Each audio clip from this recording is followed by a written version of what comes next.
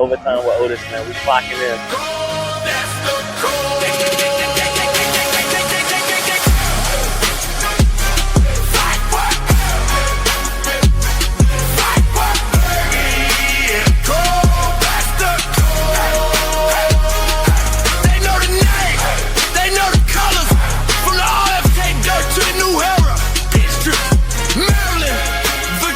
It is, man. Overtime with Otis, man. We clocking out.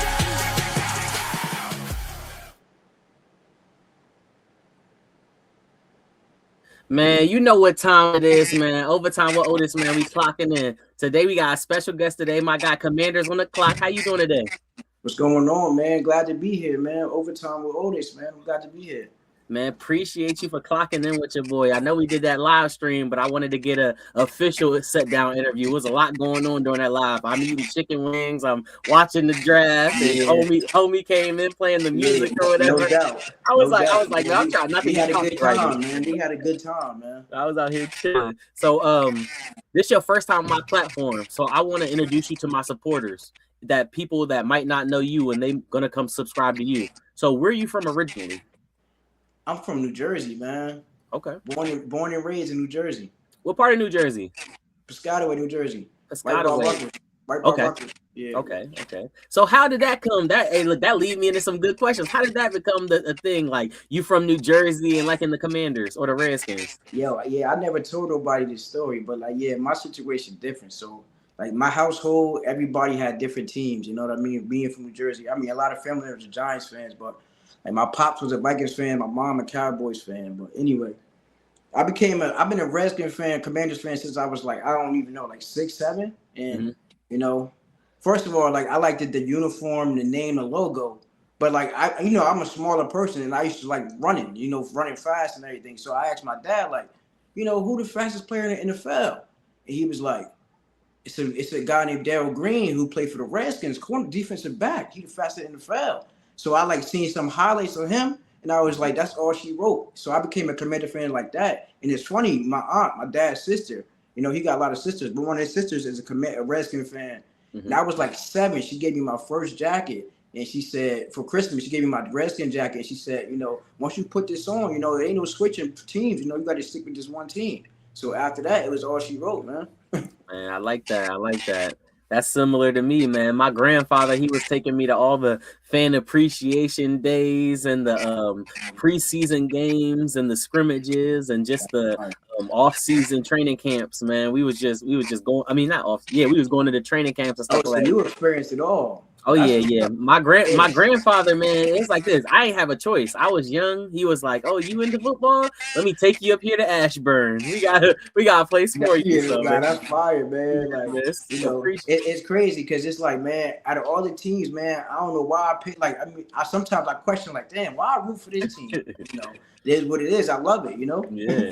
And then that's why I was telling. I just had Juan Gotti on the live. I was telling him, the Commanders have the best fans ever because who could last 3 name changes, 2 owners, and some more stuff? Like, man, we done been through a lot while losing at the same time. I could see if you went through those name changes and your team was winning and stuff like that, but we was losing majority of our growing up childhood. So, we gotta be some diehard fans. Especially our generation, I've never seen one, yeah.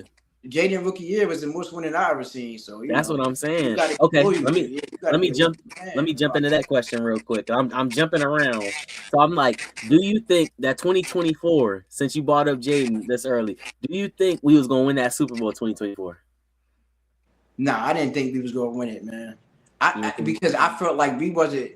Us versus each, I feel like we was just outmatched, man. Like they was better at every position of the ball. Now I did not expect the score to be like that. Heck no. I thought we was gonna fight more, but I ain't see us going all the way, man. I didn't.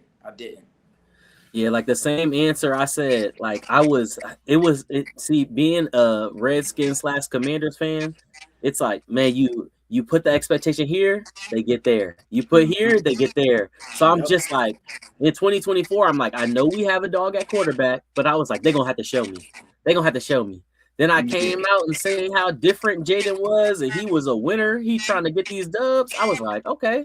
So Jaden turning me into a believer. We go to Tampa Bay. we handle business out there. I'm like, wait a minute. I'm like, man. I mean, that was probably the happiest time of my life, man. When we beat the Buccaneers on primetime in their stadium, I was like, oh yeah. I feel like I might have been more happier for the Buccaneers than the Lions, because I was the most happy for the Lions. But the Buccaneers, we haven't won a game in the playoffs in forever. Yeah, exactly. So I was like, I was shocked. I was like, wait a minute, we won a playoff game? I'm like, who do we think we are? I was the same way. I was just watching it. I'm like, yo, something gonna go wrong, man. We don't never win games like this. We ain't gonna win this game. I'm glad you said that, because I was on the same thing. I said, something gonna go wrong. Something has to happen. I was like, so in the back of my head, I was like, man, can we beat the Lions? I was like, the Lions, Ben Johnson putting up all these points, doing all that. I was like, the Lions gonna be a tough task, man. When we beat the Lions, my house, we was partying in that. That was lit. We was partying in that junk, man. And I'm over here like, dang, like it's boiling, it's bubbling over. I'm like, Philly. I'm like, I was getting the hope. I was like, man, I think we might be able to beat Philly. I'm like, man, I know that year we had to come back and beat them, like when Jaden threw that pass at the end. But I'm like 4 or 5 touchdowns that game. He threw 5 touchdowns. That's crazy. Yeah, man. So I'm thinking, yeah, man, we might got Philly, man. We might got them. I'm like, but see, them damn Eagles, man. It's always something about them. So I'm like, especially, and I ain't gonna lie, I will say playing Philly in Philly is tough, yo. Yeah, it's definitely tough. But it's tough. But then it's like sometimes we get over there and it be like Candyland. Like we get up there, it's just like Heineke. When Heineke went up there, Heineke handled them. Get out of there with that, bro. I'm trying to tell you, and they was undefeated too. Heineke handled them boys. So so look, I'm over here like, dang, man, if we could beat the Eagles, we get to the Super Bowl. I know we not gonna beat the Chiefs. Like I was like, because you know that Patrick Mahomes, I call him the magician. Patrick Mahomes magic, man, that just comes out of nowhere, and you'd be like, dang, how you do that? Yeah, Pat. So I knew we couldn't do that, but I feel like I was like, dang. Do I want to go to the Super Bowl and lose, or do I want to lose to Philly and have them talking crazy? I'm like, man, I'd rather beat Philly so I can have the Eagles fans just. Yeah, exactly. Like, he ended Josh season, we went to the bowl. Yeah, I can't. Yeah, and it was what it is. Like, I was watching Laura Brunson, man. He an Eagles content creator. He said, I watch him too. I'm a fan. Shout out Laura Brunson. When the Eagles lost, I added him in something, and then he came in my comments. He was like, I know somebody who didn't go to the playoffs. Can't say nothing. I was like, man, I just like your content. I added you because you're an Eagles fan. Appreciate you for tapping in with your boy. So I'm over here like Laura Brunson said, man, we beat y'all, then went and won the Super Bowl and dogged them. I said, man, this man right. They beat the brakes off of us, bro. Like, that's a bad feeling because we always go down in history for their season. You know what I'm saying? Yes, like when they pull out the Super Bowl. Look, when they pull out the DVDs or this how we got to the Super Bowl, they gonna be like, okay, we smacked them, then we smacked them too. Yep. Mm-hmm. Man, it's like I don't know. It's like the worst of two evils. Which one would you pick? But all right, let's get back in here real quick. So let's go to draft real quick. Let's jump right in. So how do you feel AP did in the draft? I think he did a good job, man. I think he did a good job. I think I give him like a B plus B. You know, I think he did a good job. I like the players we signed, and I feel like we didn't reach this draft. That's what I like too. So what could he have did to make it an A, in your opinion? Get a DB, either safety or corner for sure.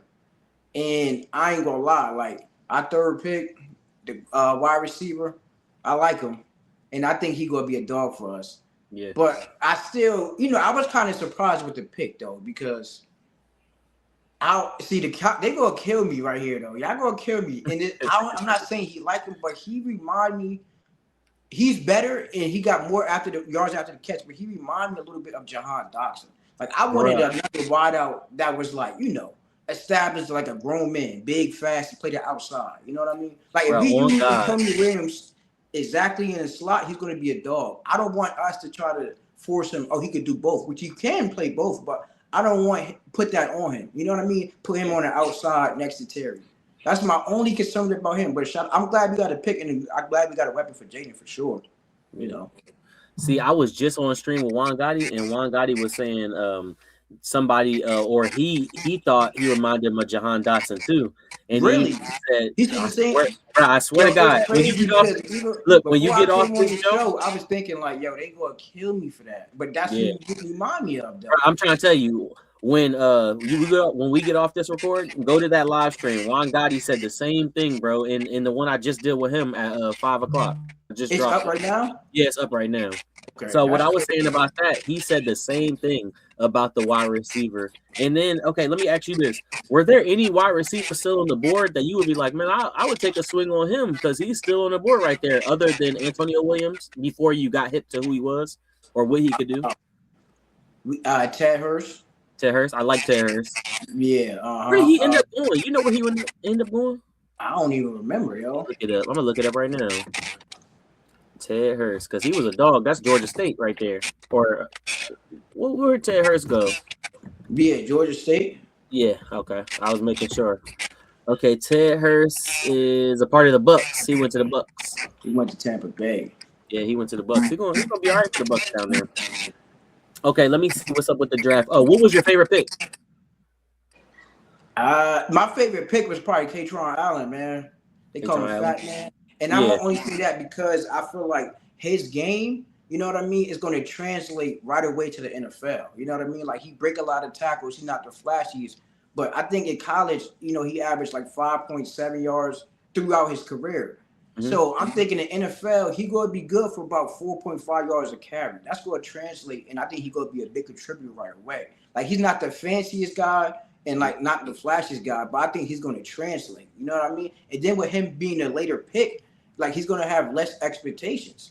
You know what I mean? So I think he's going to come in and just contribute right away, in my opinion. So he was really my favorite pick, for real. So what's your opinion of people saying Kaytron Allen might come in and compete for the number one running back spot? I think he a good 1-2 punch. I don't think he could come in here and just have, you know, get the keys and take over. Mm-hmm. You know, Rashad White could do everything. That's pretty much that might be my favorite overall back on the roster is Rashad White. Yeah. He could catch, you know, block and run the ball. Okay. Let me see. Any picks that you questioned that you were like, man, why we pick him, or we picked him too early, or we should have picked another guy instead of him, other than maybe the wide receiver? Honestly, no. Okay. Like the quarterback we drafted from Rutgers, I knew we liked him a lot. So, you know, and he's pretty solid. You know, I think he's a good developmental guy. I mean, we could have got somebody else there, and he could have probably got him undrafted. But that's what I like. For me, a questionable pick. I wouldn't say it's questionable. I wouldn't say we had a questionable pick. I feel like AP, every pick that we got, it was a position of need. I don't feel like we reached for anything. I don't feel like we got any extra picks that we didn't. The only thing, like I was going to ask you, were you surprised we didn't go get a safety or a cornerback help? Absolutely. Like, I just knew we was going to get once we got Antonio Williams, I just thought we was going to get a corner, you know, at some point. And for them not to even get one of the 6th and 7th round, I was surprised. Like, yeah. Because Kaytron Allen pick surprised me. I didn't think he was going to get a running back.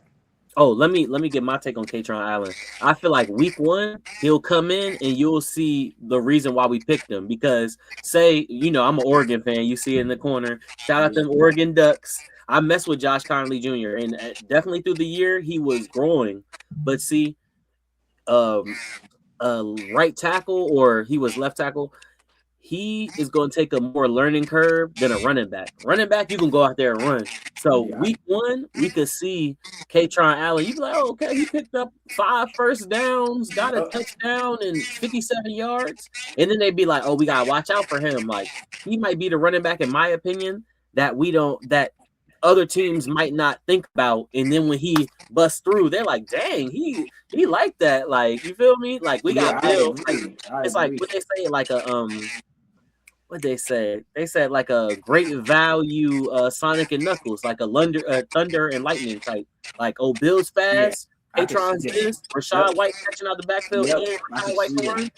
I feel like And that's another thing about Katron Allen, like, is I feel like, if he got the lead, he could close out games. You hand it to him, he go wear the defense down, get 3 here, 4 here, 5 here. Yeah, he could close out a game. That's one thing I like about him also.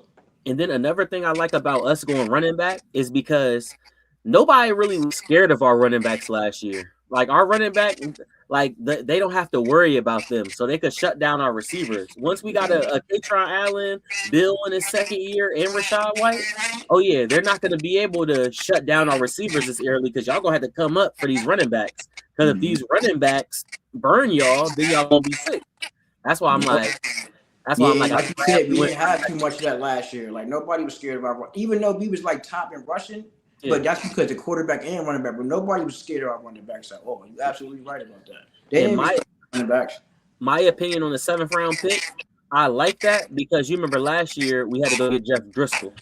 And he didn't even play, but we didn't have a guy on the roster to stop that, to come in and do that right there. Because that's true. That's a great point. What if, just like last year, what if Jaden stubs his toe? What if Mariota stubs his toe? Then we on the third, we like, who is it? All right, we need this developmental guy. And that's another thing I want to see more from DQ this year. I want to see more development in players. Like, say, you know how Luke had that big step last year? I want to see more players from the draft classes of previous years step up. Yeah. Now, can I ask you a question? Yeah. Yeah, so out of the draft class, who do you think step up this year for the Commanders? Like that nobody really talking about. Nobody talking about. It could be like, a person from the draft class, or it could just be like a guy we signed that's under the radar. Like somebody else on the side. I'm gonna say Chig. I'm gonna say Chig is definitely gonna step up because you gotta think about it. Last year we was getting this from the tight end position. So if we can at least get a couple touchdowns out the way, that's an improvement because we're going to go from nothing to something. That's where I've been wanting us to get a tight end for the last couple of years. And it's like, I need the tight end to be Jaden's best friend. You can go get yards after catch. If Jaden's under duress, he could dump it off to you. You go get the first down. So I like the Chig pickup, and I wouldn't have been mad if they went and got another tight end behind him. Like this is the year Ben Sinnott got to step up. John Bates, he already solidified. Ben Sinnott got to step up. Ben Sinnott, right, got to show us something. But see, it's not him. It's the development of these people because we seen the flashes when he came in from that fake punt return, caught the touchdown, took it all the way. So we see what he could do, but it's like, why y'all not putting bro on the field? Like, yeah, he didn't get opportunities. Yeah, they're not giving him the opportunity at all. They were trying to force feed Zach Ertz, and then that's why that's a good one though. Shout out, I can't wait to see Chig, because a lot of people, I told they was like, who is that? Like they didn't even know who he was. I appreciate what you did though. Threw a question back at me because I had to sit there and think about it a little quick. Like a couple of the guests, they had no question for me, and I'm over here like, all right, let me just read through these questions, try to get it right. So yeah, man, I appreciate that, man. Keeping me on my feet just in case they ask me something. Okay, let me ask you this right here. Yes, sir. Any free agents you still would like to bring in, or positions that you would be like, it's a position of weakness, we should try to bring somebody in?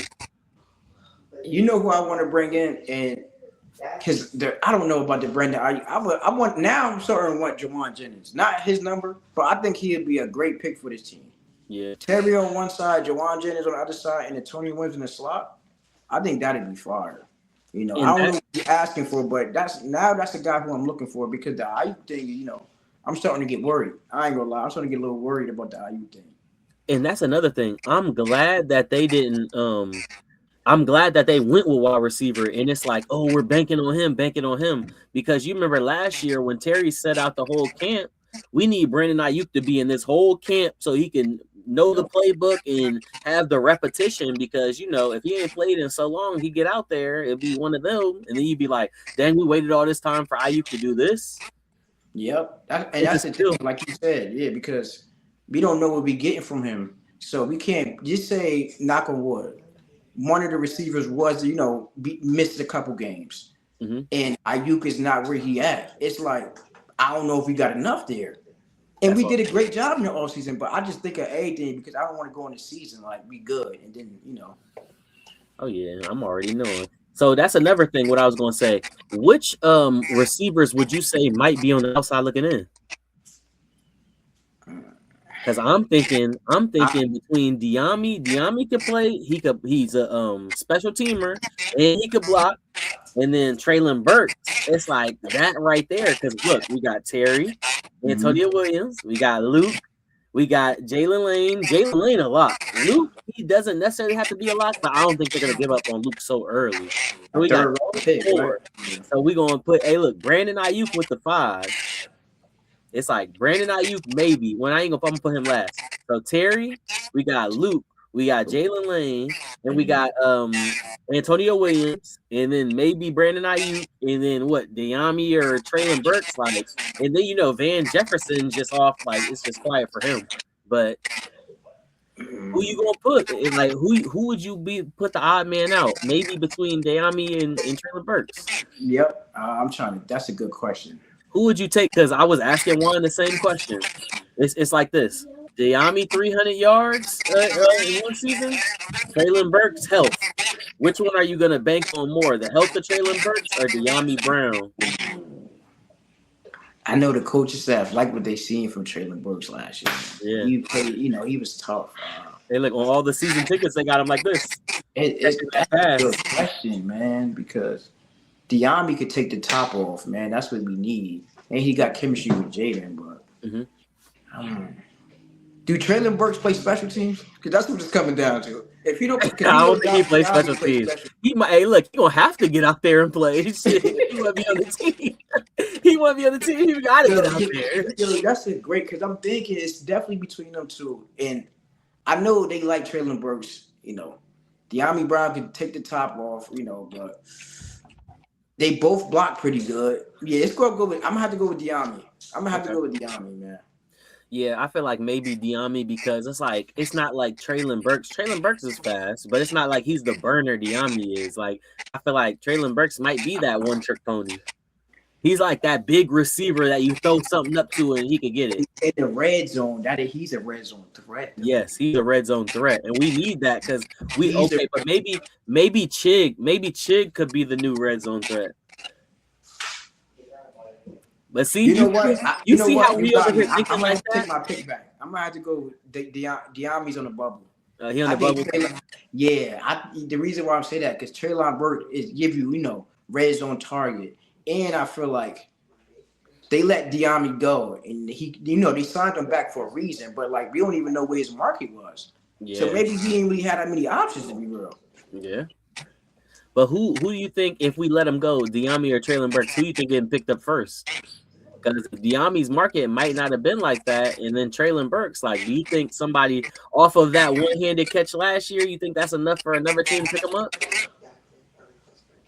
I feel like somebody might take a flyer on him if they let him go. I think so because once you got that future first round pick, and then he did do a little something last year. Yep. Our coach or offensive coordinator feel like they could work with him, so I think he'd get picked up before Diami. To be honest with you.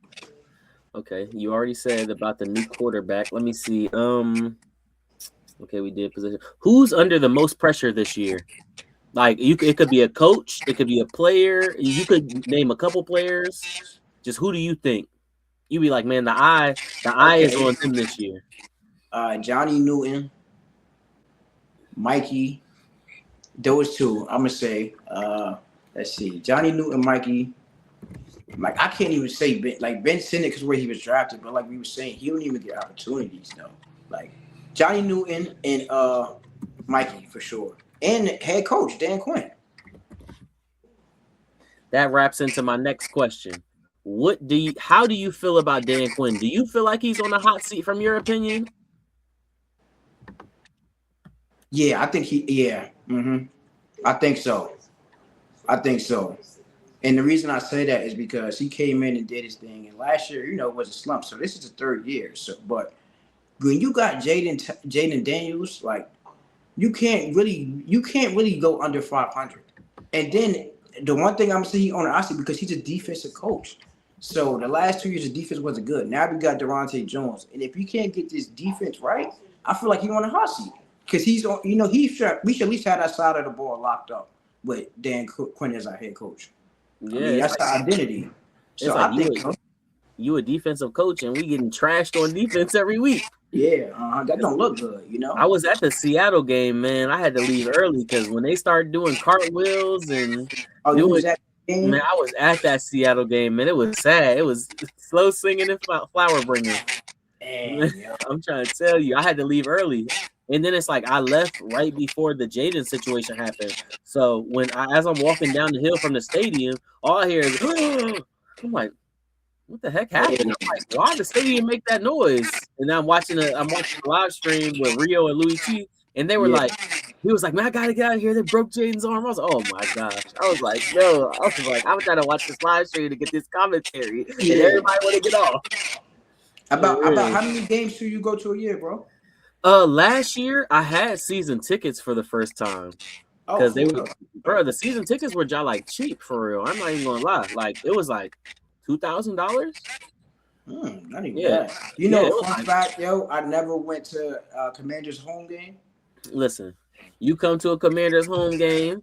I'm in the building this year for sure. Hey, look, you gonna see the best fans. You gotta go to the red zone lot, the tailgate lot, where they be grilling and they be tailgating. Bro, I'm trying to tell you. Hold on, I'm gonna send you some stuff what I was doing at the jump. They be having. I ain't never been, yo. So I've been because when we play the Giants, I usually go, but I'm in Charlotte now. So when we played the Panthers a couple years ago, I've been to that. But I ain't never been to our home stadium though.